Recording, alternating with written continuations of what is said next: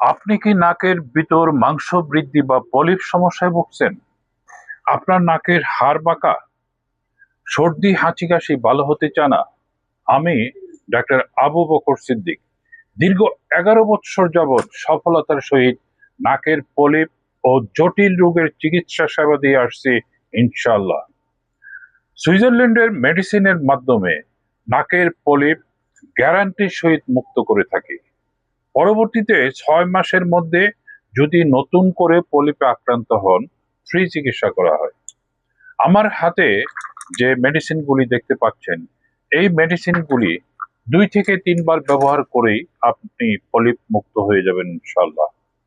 এছাড়া যাদের নাকের হাড় পাকা বা যেসব বাচ্চারা মেডিসিন লাগাতে চায় না, তাদের জন্য রয়েছে একটি বিশেষ চমক, এই জার্মানির এই স্প্রেটি।